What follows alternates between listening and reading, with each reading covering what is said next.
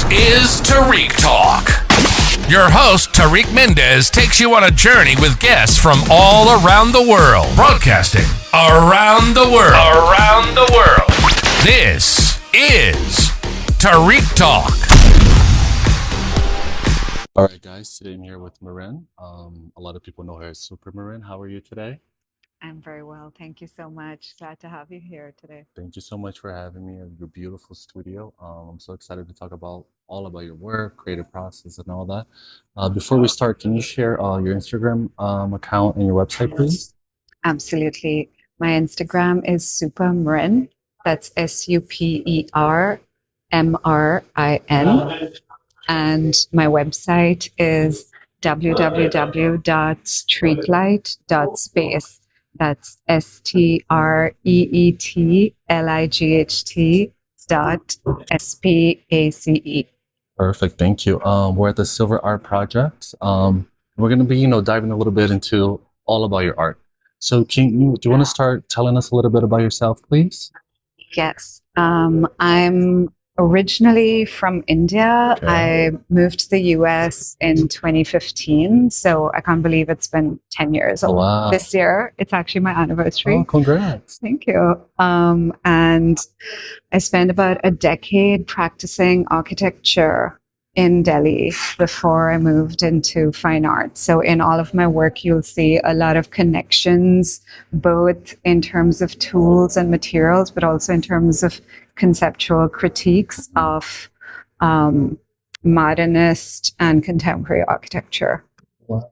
And I was in grad school at the San Francisco Art Institute, and I was working pretty large scale, pretty sort of like immersive installations. I was doing a lot of pretty complex mold making. I was working with very toxic materials, rubbers, polyurethanes, wow. that kind of stuff. And I just wasn't feeling, there was like something was amiss. And it was actually during the pandemic that I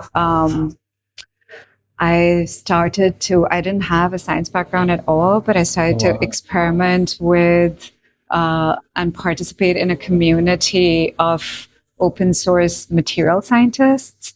And I started learning more about biology, and that eventually led to the kind of work that I make now.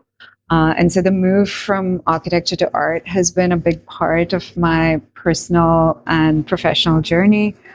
Also, the move from India to the US has been a really interesting experience. I've been fortunate to have traveled pretty extensively within the US. I've lived in San Francisco, I've lived in New York, and I've also lived in Ohio, in Cincinnati. And I actually teach sculpture and interdisciplinary practice at the University of Cincinnati presently. So I don't know, there's been a geography and place is such an important part of my experience, both with architecture and with art, and having this opportunity to really understand different cultures, different places, being embedded in different communities, I think has been sort of the narrative unfolding of my life, which I don't know how that happened, but I just get to engage with a really diverse range of people through my experience. Oh wow, that's amazing. Thank you for sharing that.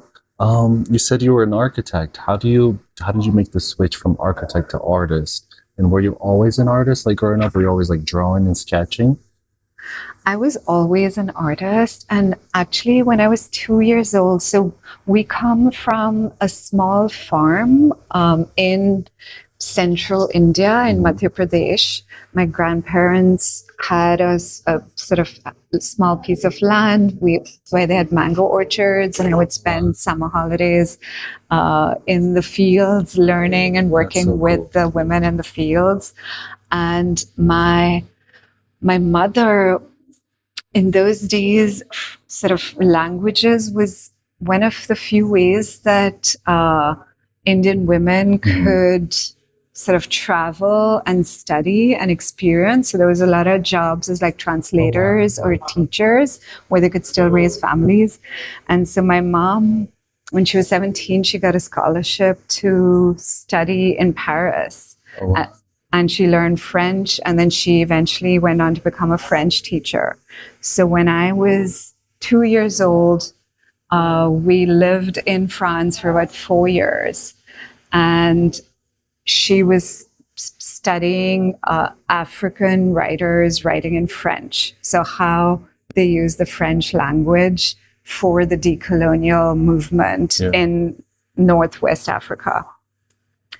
But she spent so much time in libraries, like at various museums. And so when I was really young, it was just the most incredible experience to be able to understand art pre-verbally. So I was too young to actually intellectualize it. And I would just have these, and I remember them very vividly, like seeing the fountains outside the Centre Pompidou and just being mesmerized by the movement, the form, the sculpture, the scale. And I think the rest is sort of history that never really went away. I was always interested in design. I never thought it was art per se, and I never had the intention of being an artist. But I was always a creative person, and I was always interested. I love to visualize things, and drawing was sort of like the base practice that I've always had through my life. It's amazing. And do you think those early experiences kind of have like maybe subconsciously helped you to become like the artist you are today in a way? Definitely. I feel like in my life, the museum actually saved my life. There was a lot of various challenges in the family, in society, in sort of being immigrants at various points of my life, that I think for me, art and ideas and these objects that I saw around me gave me a sense that I could do anything, and we could be anything, and that there was something outside of the sort of like the rigid or narrow views that sometimes society imposes on women in India, and on just on us, that we impose on ourselves in general as well. Absolutely. And I just want to go into your work a little bit. Do you think like those, you said like the, you know, like being on the farm, and like I'm guessing you had the experience to like touch things and play with things and like, you know, divulge and everything about like the eco stuff. Do you think that has kind of like influenced you in a way, like to how you were a kid, like playing with all of that, and now you're kind of like, because I saw that you use grass to make a few of your sculptures. Do you think a little bit like it's like a full circle moment that you had that experience and now you're able to kind of like, you know, touch a little bit in that and then use that for your sculptures today? You know, I remember very vividly learning as a girl on the farm, learning how to make clay by just taking soil, and we would put it in a plastic bag, put some water in it, and bury it underground for a week, and then dig it back up, and it would become like a really beautiful clay, and then we would make little clay ovens with that clay, and then we would roast corn on those ovens and eat it. And it was like, I must have been like, I don't know, 5 years old or something, but it was like the most fantastic idea in my mind, that you could just go to the soil and cultivate this entire cycle from something so raw and basic. And it's kind of funny now that my work has done this full circle, where my mom jokes and she was like, Mrin is still on the fields, and the name of my project is also Field. And and as an architect, I was part of this moment in India, in Delhi, where real estate was exploding, and overnight the fields were being transformed into like large glass skyscrapers. And when you see that raw earth being excavated and you feel the wounds of the earth, I'm really sort of always thinking about that relationship between the built and the unbuilt, the raw materials from the earth that can form a full cycle and can sustain us, but then can go back to sustain other life forms. And so, yeah, in a way, I feel like it took so many years of a journey for me to understand my roots and like what I learned from my family, my history, and all of the women around me. Oh, wow. That's so cool. It's kind of like how the universe kind of conspired for you to have these experiences and like live in different cities, experience like France as a little girl, and then have the, you know, the biological knowledge when you're a kid to now be able to create these beautiful pieces. And I think it's so interesting, like the structure. There's always like a structure with so much detail. That's probably your architecture background. That's why I love, you know, seeing the work in person and speaking to the artists, because, you know, certain things starts to fit. You're like, oh, it wasn't just me. That it makes sense that it's like that. Do you want to tell us a little bit about your creative process? Like, how do you come up with these ideas? Do you like go into nature looking to get inspired, or do you just get inspired by little things every day and you make like little mental notes for future projects? How does that work for you? I think it's like I see other realities and dimensions, and nothing that I make is like, I'm not taking a photograph of the landscape and then trying to draw it accurately. I'm really thinking about these as certain kinds of organisms. And I'm thinking about like how each of us grow. Like, what does growth mean? How much do you sometimes have to like hurt yourself to grow some other part of yourself? How does society, how does life form us and shape us into who we are? And what is our self-agency in that? And so if you look at my sculptures, there's always some sense of like something grew itself. There's like some kind of artificial intelligence, not in the way we think about it today, but there's sort of like a different intelligence, a non-human, or maybe more like primitive intelligence at play. And so I feel like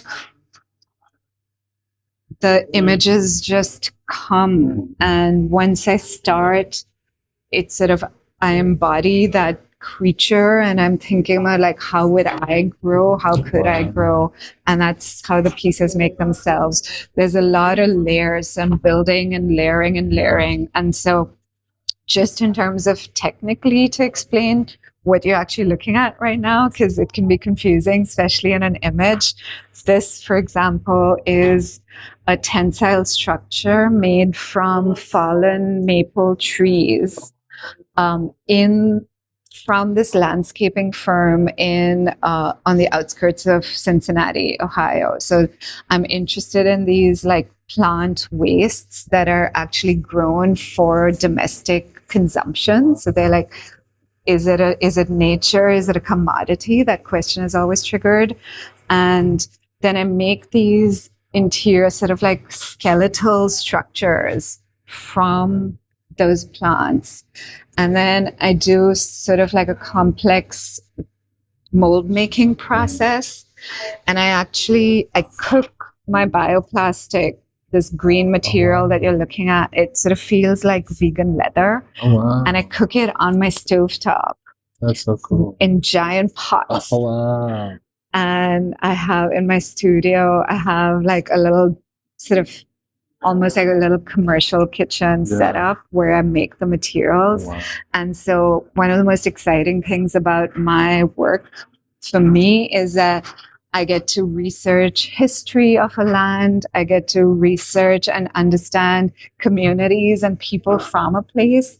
And often when I work site specifically, all of my materials are from that place. Wow. And so they become sort of like memorials to like every grass species is different in different landscapes. The different species will give like slightly different tones and colors and textures. It sort of becomes this almost like a memorial to a land. That's amazing. So when you create like a specific piece on site, it's not a prepared piece. You create from everything you get from that area. That's amazing. Wow, that's such detail, like amazing detailed work. Thank you. Wow. Thank you. You know, when I first saw this piece, I thought it reminded me of like humans, like our life on Earth, and like what's next, like rebirth, reincarnation. You know, it's like really like how? Because I saw like a body, you know, like you, like whatever you go. At least for me, like whenever I go through difficult times, I always go to the ocean. or I always go to the mountains. Like I have to touch soil. I have to like meditate on grass. You know what I mean? So it's like I feel like when you do, I get like goosebumps. When I do that, like I feel like there's like an extension part of my body within the earth. And when I don't, if I'm not in nature for a long time, then I feel like I get like, like, I don't know, like my frequency gets like distorted, like black and white TV of the fuzz. And it's just so amazing because it's like, we are the earth and the earth is us. We just forget, We just forget. Yeah, that's amazing. I loved how you put that because I'm the same way where I'm a water person. I love the beach and I've spent a lot of time scuba diving and understanding different kinds of ecosystems and ecologies. And there's the sense that I'm interested in my work that like when you look at it in one moment, it seems botanical, but in another moment, it seems human, but in another moment, it seems sort of like coral-like.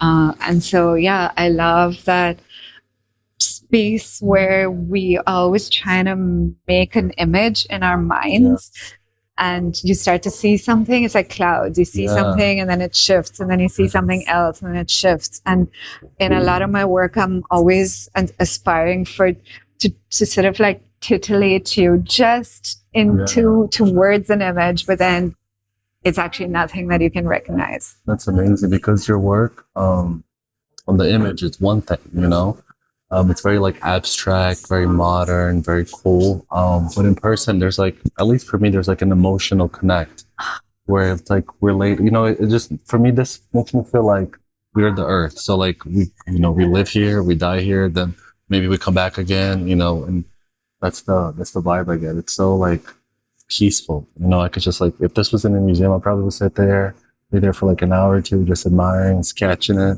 This is really beautiful. And it has such an energy to it as well. I just think that like materials have energy and often we spend so much time trying to like control them and be like, that's the problem with plastics or, we've tried to design this perfect superhuman material, but then it loses its soul. And what I love about working with natural materials is that they have a life force. There is a sculpture dead or alive? I don't know, and I think it was the same with architecture. There's like a beauty of a natural stone or marble that no tile can ever really replicate, in my opinion. I come from that philosophy of thinking. But I think that way about art too, weirdly, is that it becomes special when you know that maybe it's not forever, or when you know that it's like it's holding the story of a place or a site. As you previously mentioned that you do scuba diving, which is something I did it as a kid, but now I'm kind of like going back to it again.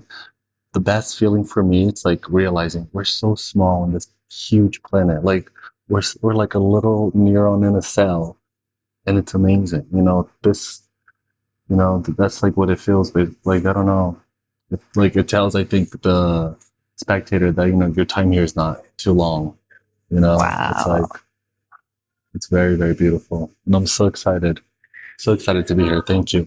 And then how do like ideas come to you? Do they come to you like at nighttime, in the daytime?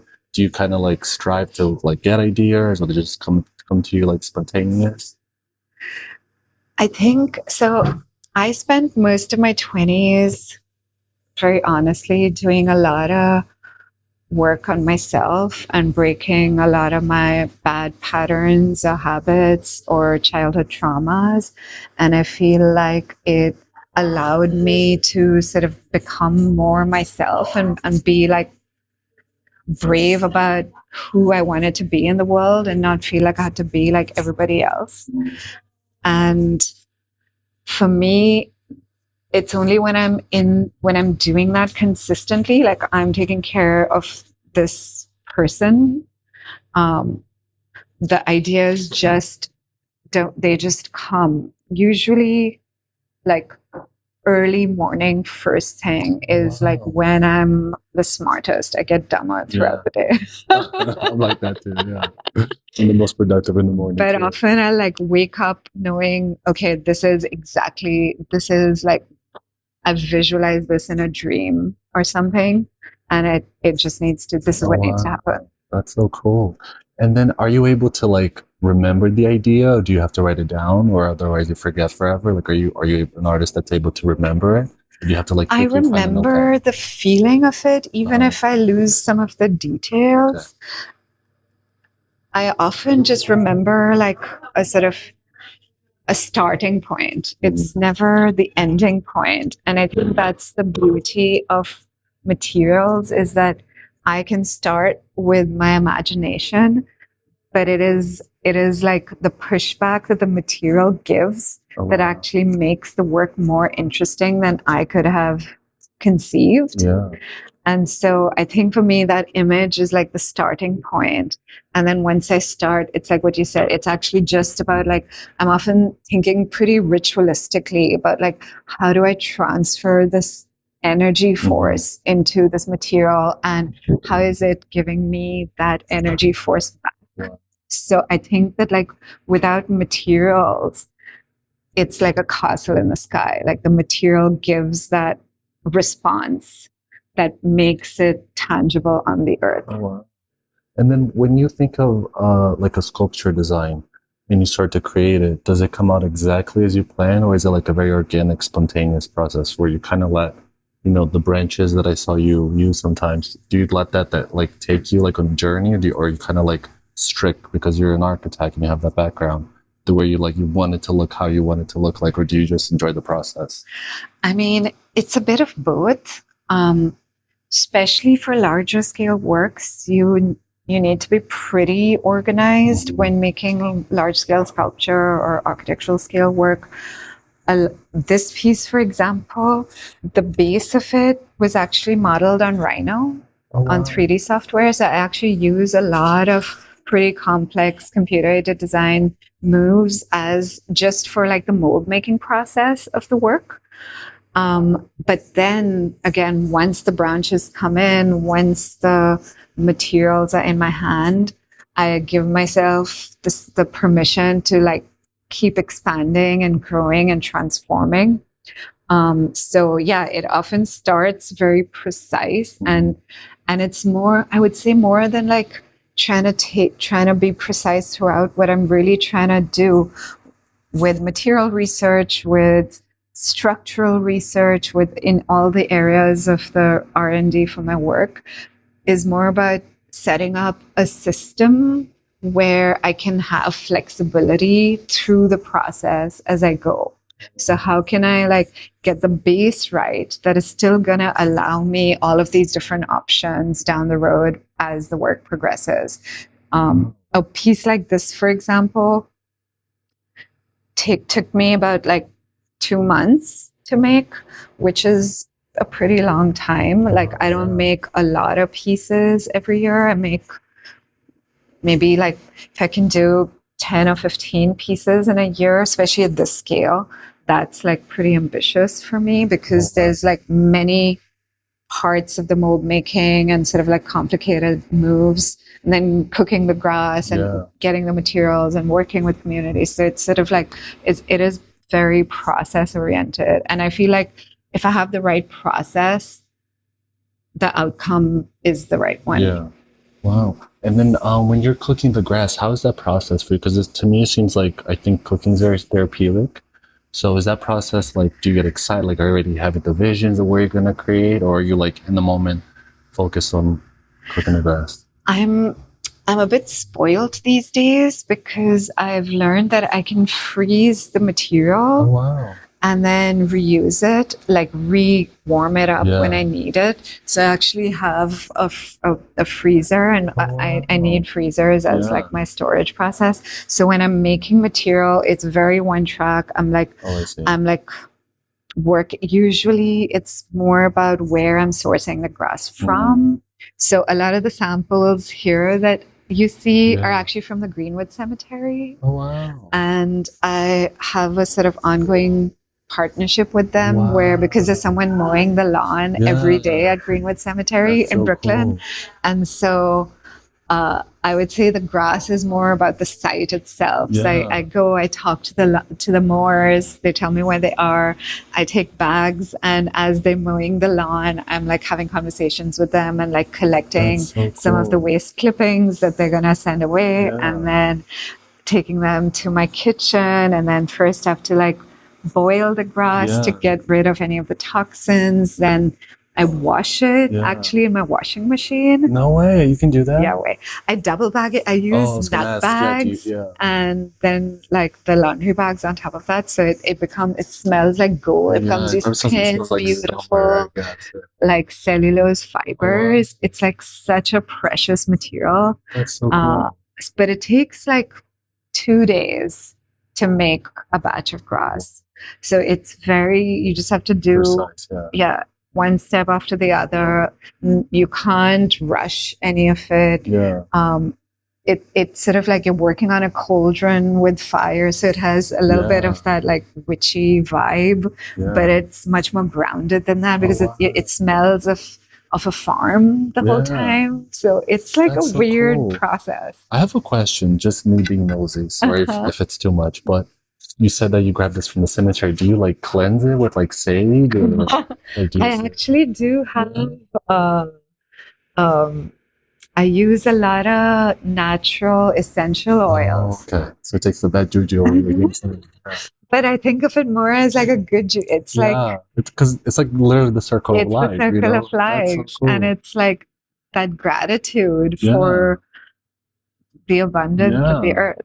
That's so cool. I was like, because my next question is going to make sense, but hearing you talk about like, learning about your work, I was like thinking to myself, I was like, wow, when I die, I want her to make a sculpture out of me if that's possible. And that would be so cool to like,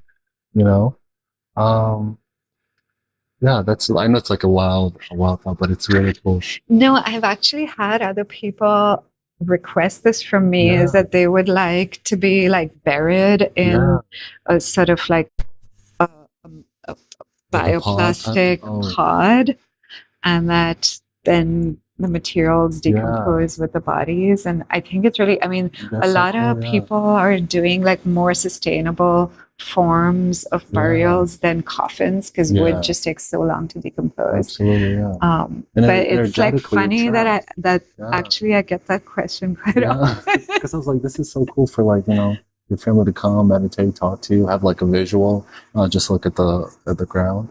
And is there like if you could do any project in the future, not worrying about budget or any restriction, do you have anything in mind that you would like to do? I'm actually like working towards, I'm like working on a bunch of proposals, so fingers crossed for me. But from the onset of this body of work has been this desire in me to work at architectural scale, outdoors, in a landscape where the sculptures become a rewilding tool for a sort of like a traditional lawn. And so a site like a manicured lawn or a golf course or something like that or like a sports stadium where they're actually trying to rewild the landscape and plant new species of plants and ecosystems. And so, in my vision, I do outdoor large scale works that as the art decomposes, there's seeds inside and it triggers new things to grow. And so you could imagine this with like some leaves growing from some parts and some parts breaking down. Fabulous. When I first saw your work before I saw that you were an architect, I did see like a structural like frame to it. And I thought, oh, maybe, perhaps she had some knowledge in that. But I also thought like, how they do like for Art Basel, they do a collab every year. I thought like, once I learned that this is like biodegradable, I thought maybe like this kind of like taking over a skyscraper, like a fungus type. And then the part that's on the ground, you bury it. And I thought, like when I learned that you're an architect, I was like, wow, that would be such a cool thing. It's like this takes over in the skyscraper. You know, I mean, it's such a dream. Like even these arched pieces back there, I often see these like huge windows, arched windows in buildings, and to be able to take over the entire facade of a building with every arch having the grasses and trees sort of taking over a concrete site. That would be like a dream come true. Yeah, because like when I first came in earlier today in the studio, I thought, oh my God, these like blown up, like, you know, 4 or 5 floor like height with the shadows and the sun going in between. Oh, it would be like phenomenal. Thank you. You know? I also think that it's a question of resolution. So like trees of different scales and sizes, because I'm incorporating grass and trees, the natural tendency would be to go to a specific scale or size, you know, so like to be able to use full size maple trees and make a sculpture from that. So cool. And like, oh my God, I just like thinking now, you traveling around the world doing these installations, like fitting, as you said, you take the source from where you are. That would be so cool. I actually did a project in Switzerland in 2023. Congrats. Thank you. And it was the largest sculptures that I've done so far. I was there for 2 months, and all of the materials were sourced on site. And I was in this sort of like vineyard chateau, and I reused the winemaking facilities to make bioplastic. That's so cool. And I got all the grass from the classical French gardens of the chateau. And 1 week before I got there, I mean, it was extremely tragic. And there was a freak tornado that blew down, razed 150,000 trees. Oh my gosh. In the city where Le Corbusier was born. Oh my God. And it was sort of a climate change related freak hurricane.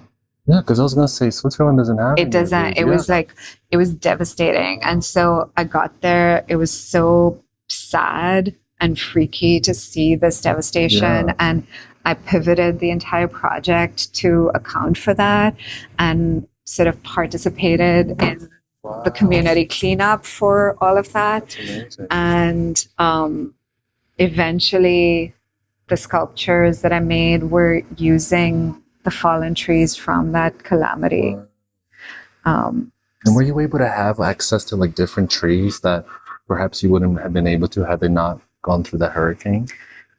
I mean, I used a lot of the European linden, which I've never seen here in the US, a lot of which fell down in the storms. But yeah, it's like a weird project sometimes because so much of this is in conversation with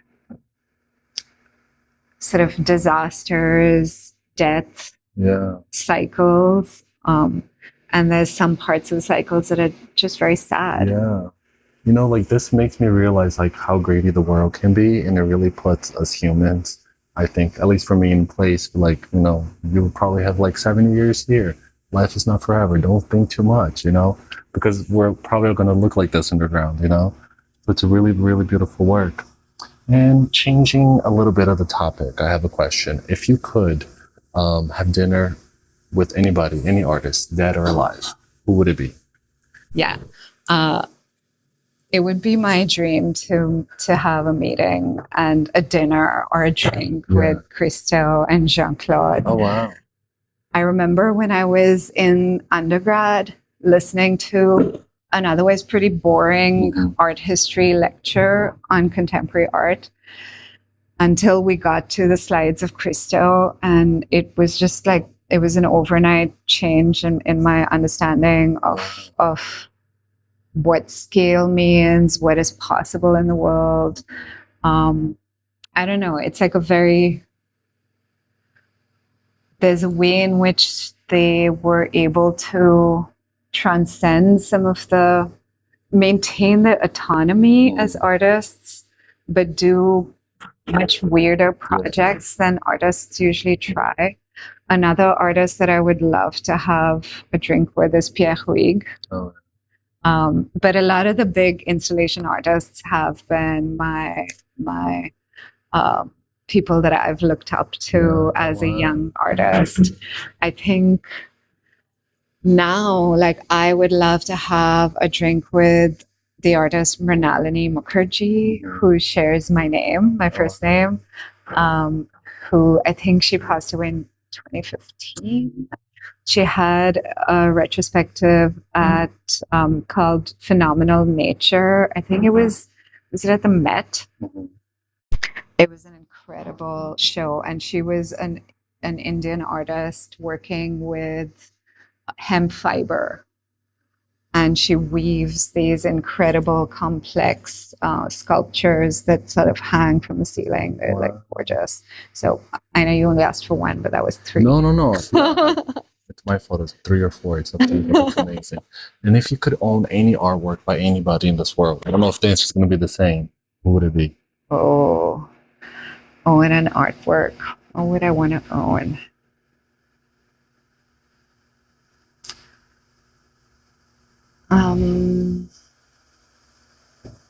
I've never thought about owning work because I feel like work should be seen by everybody and belongs to the museum.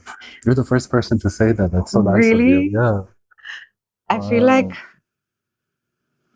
that's what I love about institutions is that many people get to share something. You're the first person in this podcast that said that.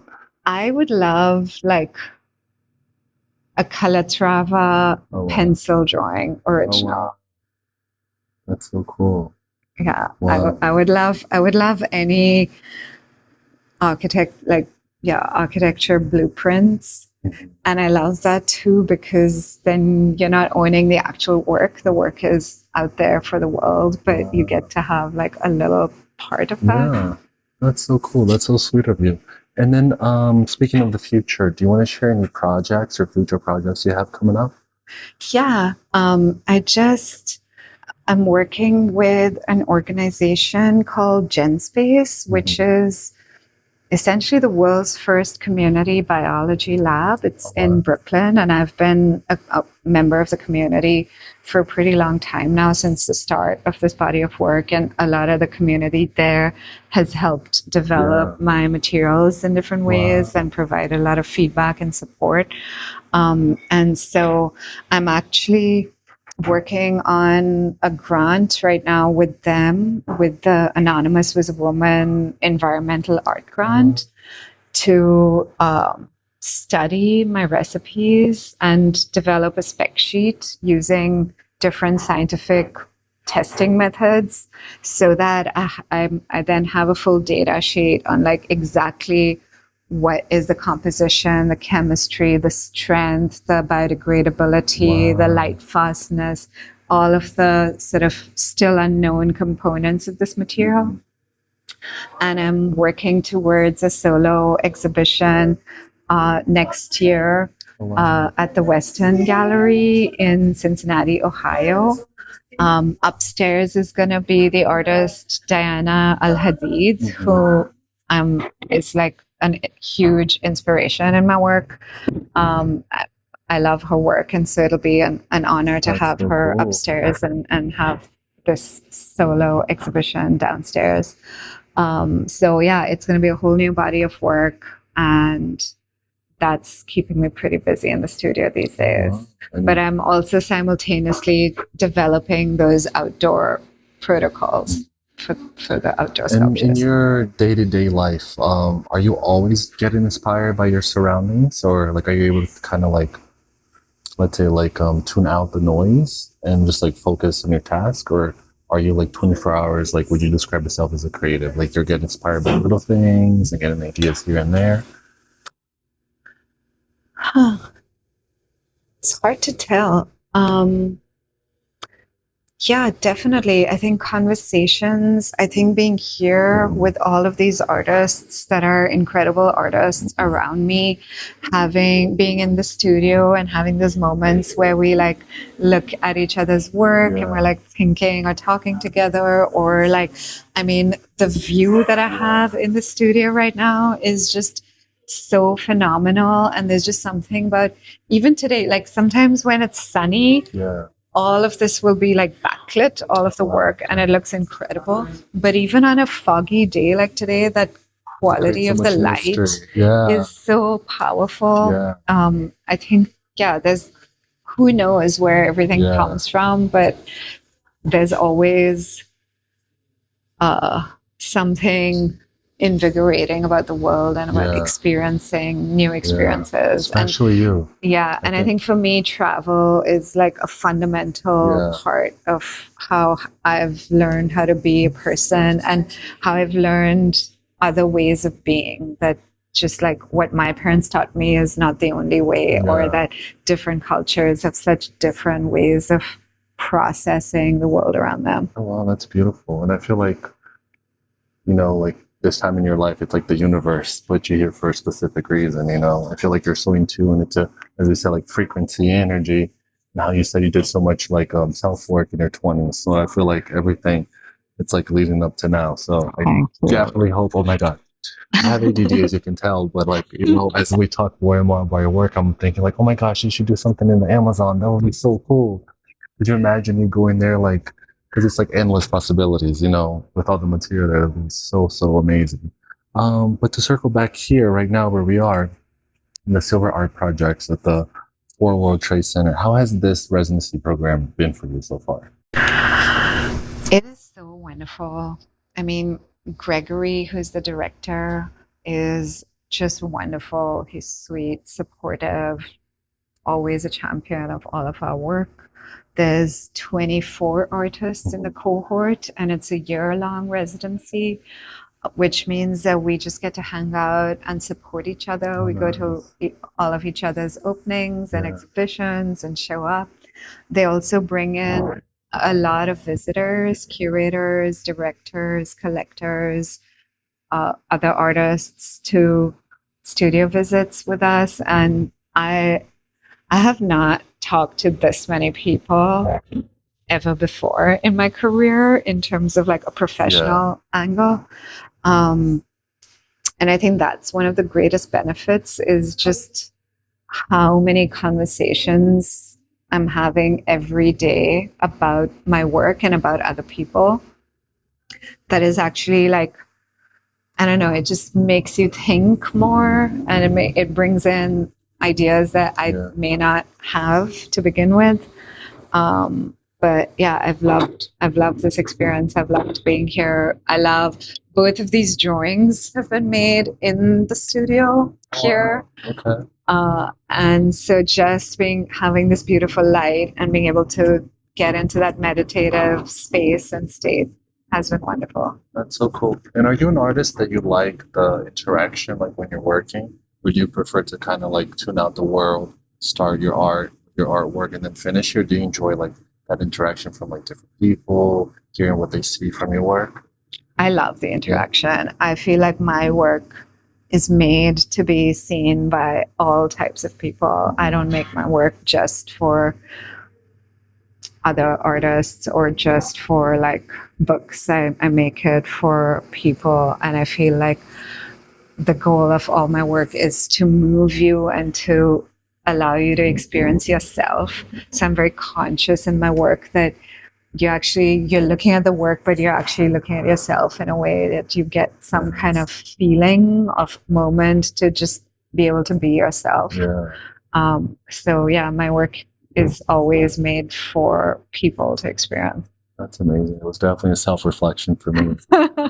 And then how are you in the studio? Like when you come in, are you able to get to work right away, or do you need to like meditate, have a coffee, read a little bit, and then dive in, or are you able to just like jump in whenever you feel inspired? I need my coffee. A double espresso doesn't hurt, right? I need like everything to be right. I need my coffee. I need my space to be clean and organized. It's funny because like I need everything to be very well organized so that I can do work that's very messy and chaotic. But I'm actually like a very organized person. Like all of my tools will be labeled. Everything needs to be like properly arranged in its place for me to really start working. But then once I start working, I'll make a mess. Oh, that's beautiful. Thank you for sharing. All right. Thank you so much for being with us, letting us come into our studio. It's been such a pleasure hearing all about your work. Do you want to just share your Instagram and website so everybody can follow up and keep track of your creative process and future opening projects you may have? I would love that. Yeah, my Instagram is Supermrin. That's SUPERMRIN. And my website is www.streetlight.space. That's STREETLIGHT.SPACE.